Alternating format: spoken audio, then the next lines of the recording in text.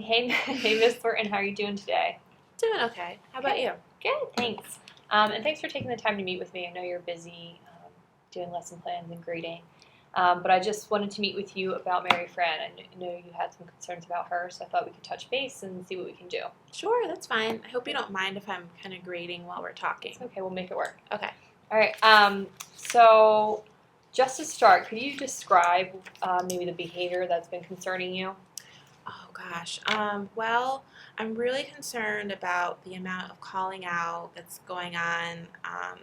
Just not raising her hand, passing notes to her friends, having her cell phone out, and kind of distracting other people with that. Okay. So it sounds like there's been calling out. She's been not raising her hand, but talking out. She's been using her cell phone, and what was last? Oh, passing notes. Yep. Right. Okay. Notes. Now, how often do these behaviors occur?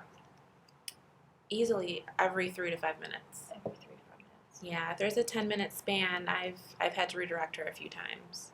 Okay. Every 3 to 5 minutes, and that's for all four of those behaviors, and they might happen every 3 to 5 minutes. Yeah. So the calling out, the not raising hand, all of that. Mhm. Okay. And how long would you say it lasts for? I would say that it pretty much happens on and off throughout the entire period. Okay. Oh, you said that every 3 to 5 minutes, right? Mm-hmm. And how intense would you say the behavior is? It depends on the time of the week. So in the beginning of the week, her behaviors are distracting but manageable. But as the week progresses, as we get closer and closer to Friday, she's off task more than she's on task in class. Okay, so by Friday, it kind of escalates and gets worse and worse over the week. Right. Okay. And what is generally happening when the behavior occurs? She's usually off task during independent work time, if we're preparing for a quiz. Really, any time during the period when it's not okay to be calling out or talking to other people. Okay.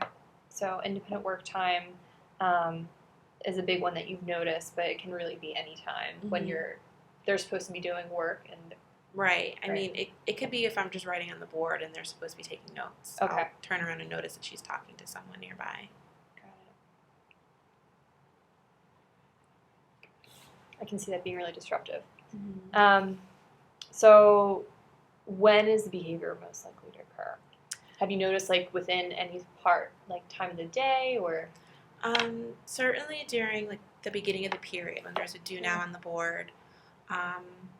It's less likely to occur if I have them working in groups where it's okay to talk to people. Okay.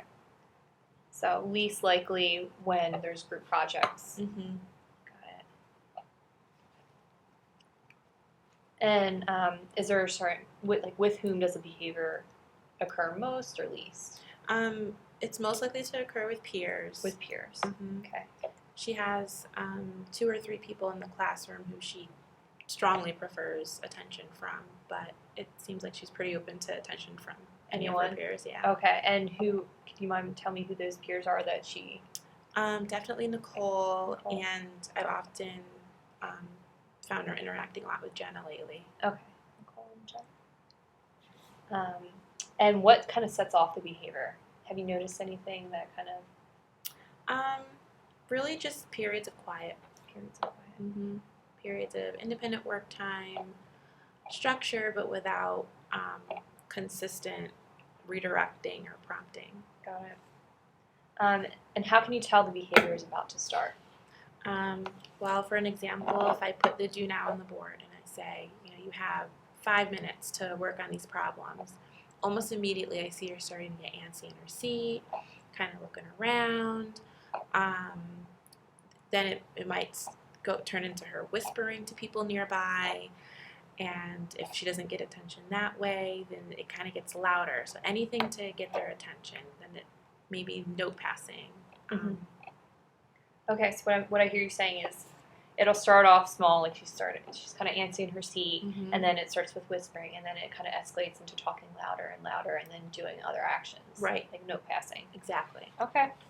And flip this page. What usually happens after the behavior? So let's start with you. What do you usually do after she does these behaviors? Well, I try to use verbal redirection. Verbal redirection. And it's typically effective. It just doesn't really last that long. Mm-hmm. Students who are nearby, if they're bothered by what she's doing, they'll try to redirect her by shushing her or asking her to stop. Otherwise, it's just students kind of giving in and talking with her, and then it just snowballs from there. Sure. So with you tried a lot of verbal redirection. Mm-hmm. It's worked for a limited amount of time, and then the behaviors start up again. Exactly. Some peers kind of don't like it. They're like telling her to be quiet or shushing her, right? And then others are just kind of talking with her and giving into that attention. Exactly. Okay. And let me see. What do you think the student is, or Mary Fran, is really getting out of doing these behaviors?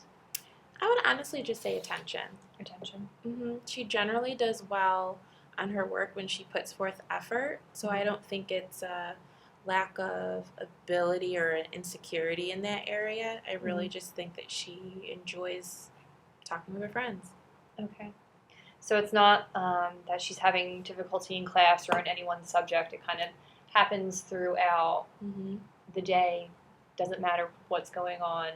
And it seems just to be to get attention from her peers. Exactly. Okay. I just really need help. Yeah.